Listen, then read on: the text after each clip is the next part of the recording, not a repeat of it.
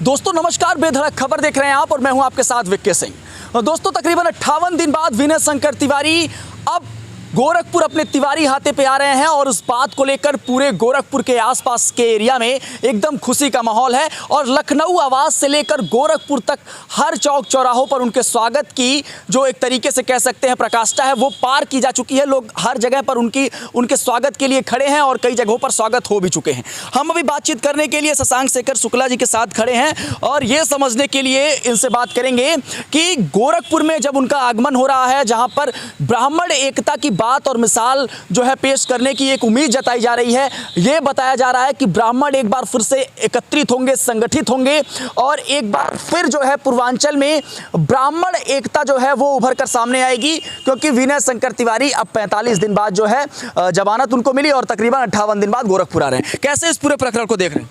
देखिए, ये चर्चा में मामला बना हुआ है। जब से वो ईडी की कार्रवाई के बाद जेल गए तब से उत्तर प्रदेश की राजनीति में और ये कहिए कि देश की राजनीति में, क्योंकि पंडित हरिशंकर तिवारी का नाम इतना बड़ा था कि वो देश में और विदेश में भी लिया जाता था। जो हिंदुस्तान के बाहर भी हिंदुस्तानी रहते हैं और ख़ास करके जिनका पूर्वांचल से नाता है वो कुछ नामों को जुबान पर याद रखते हैं। उत्तर प्रदेश से जिनका नाता है वो जुबान पर याद रखते हैं।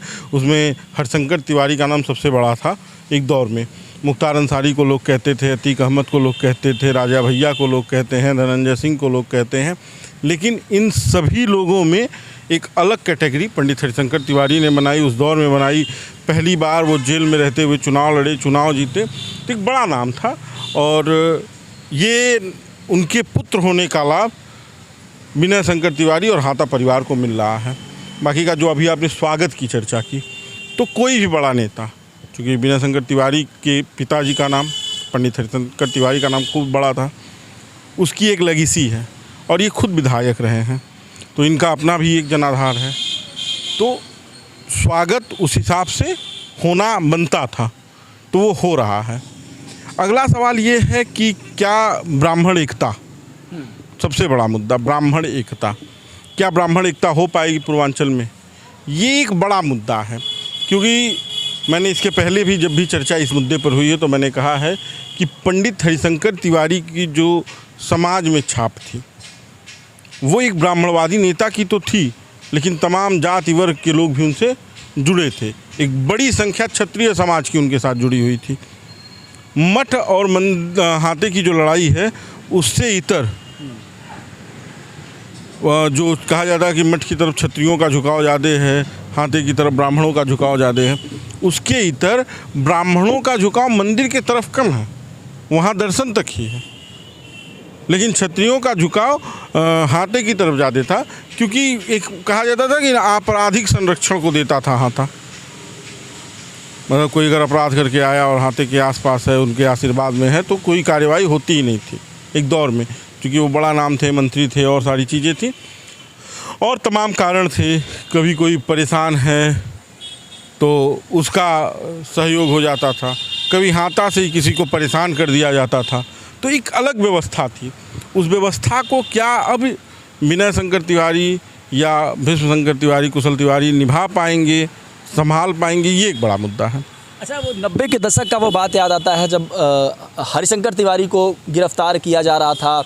एक कोई कांग्रेस के बड़े नेता आए थे, उनको वो छोड़ने दोहरी घाट के मऊ गए थे। वो चिल्लू पार, चूँकि उनकी विधानसभा है बढ़लगंज में, तो रैली थी, उसमें आए थे और फिर वहाँ से आते वक्त उनको गिरफ्तारी की बात हुई और फिर पूरा एक समूह इकट्ठा हुआ, विरोध हुआ, को घेरा गया, तकरीबन घेरा गया। ये एक कहानी है, चूँकि 90 के दशक में हम बहुत छोटे थे। लेकिन अब वो कहानी में कहा जाता है कि यही टर्निंग पॉइंट था जहाँ पे, हाँ, जहाँ से उनकी राजनीतिक चीज़ बदल गई। लेकिन उसके पहले भी उन्होंने एक बड़ी लकीर खींची थी और यहाँ तक आने के बाद उन्होंने मतलब एक कहते हैं ना राजनीतिक टर्न लिया था, वो एक बड़ा मुद्दा था। लेकिन अभी वो लेगेसी बचाना सबसे बड़ा सवाल है। आज ये देखना होगा कि कितने लोग खड़े हैं साथ, जो लोग खड़े हैं वो कौन हैं। क्योंकि आप देखिए, चिल्लू पार मऊ ज़िले का और आजमगढ़ ज़िले का गोरखपुर का बॉर्डर है। उसके बाद से सीधे आप चलिए सिद्धार्थनगर के डुमरियागंज से 24 में कुशल तिवारी शंकर तिवारी ने चुनाव लड़ा। दोनों जगहों पर चिल्लू पार से 22 में विनय शंकर तिवारी जीत पाए, न 24 में कुशल तिवारी जीत पाए। तो जनाधार घटा है, लहर का ही कह लीजिए, वेव का ही कह लीजिए असर है। जब सपा गठबंधन, जिसे इंडिया गठबंधन कहते हैं, वो 34 सीटों पे उत्तर प्रदेश में चुनाव जीता, लोकसभा में 24 में। उस समय एक बड़े परिवार से ताल्लुक़ रखने वाले, एक बड़ी लेगेसी से ताल्लुक़ रखने वाले एक बड़े नेता चुनाव हार गए डुमरियागंज से। तो ये एक बड़ा सवाल है। अस्वस्थ सीट थी वो जो लड़े, अस्वस्थ थे वहाँ पर कि हम इस बार चुनाव जीतेंगे, और लोग कह रहे थे। और चूंकि जिस हिसाब से एक माहौल था पीडीए का, समाजवादी पार्टी ने बनाया था, 22 में वो परफॉर्मेंस नहीं समाजवादी का पार्टी कर पाई जो 24 में किया उसने। तो उस लहर में भी अगर ये नहीं जीत पाए, और उस सीट से जो एकदम सुरक्षित कही जाती है, ब्राह्मण बाहुल्य सीट कही जाती है वहाँ पे वो जिसके खिलाफ लड़ लेते हैं उनका एक अलग जनाधार है। जगदम्बिका पाल को अगर जो लोग उनकी राजनीति को समझते हैं और जिन्होंने देखा है, जो बताते हैं, वो बताते हैं कि वो 3 बजे सुबह आपके घर निमंत्रण देने जाएंगे।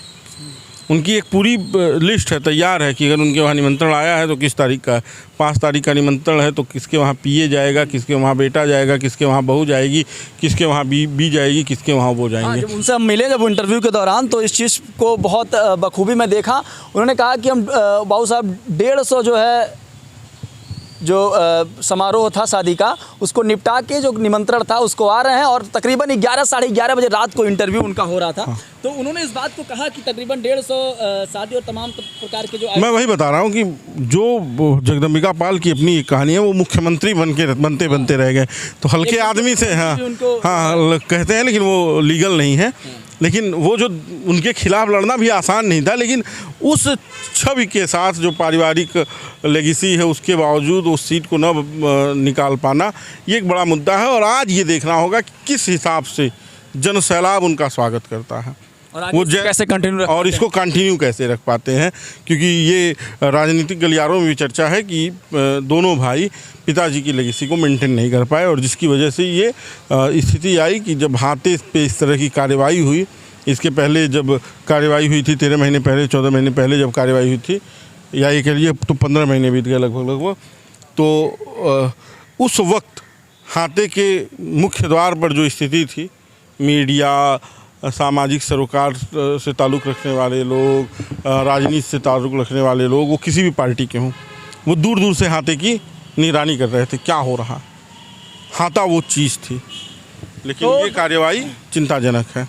तो मिला जुला के बात यही है दोस्तों कि आप इस बारे में क्या सोचते हैं? क्या ब्राह्मण का जो संगठित होना, ये जो जिस तरीके से विनय शंकर तिवारी अब बाहर आए हैं और कोर्ट ने उनको जमानत दी है और ईडी की कार्रवाई को नकारा है, अब इसके बाद कैसे उनकी छवि जो है और बेहतर होगी? हाथा की छवि में और सुधार आएगा, और हाथा के जो इर्द गिर्द और उनकी एक मजबूत जनाधार जो ब्राह्मण समुदाय है या फिर जाति है, वो कितना संगठित हो पाएगी? एक बड़ा सवाल है। इस पर आपका नज़रिया क्या है? अपनी प्रतिक्रिया दीजिएगा। बने ना बेधड़क खबर के साथ।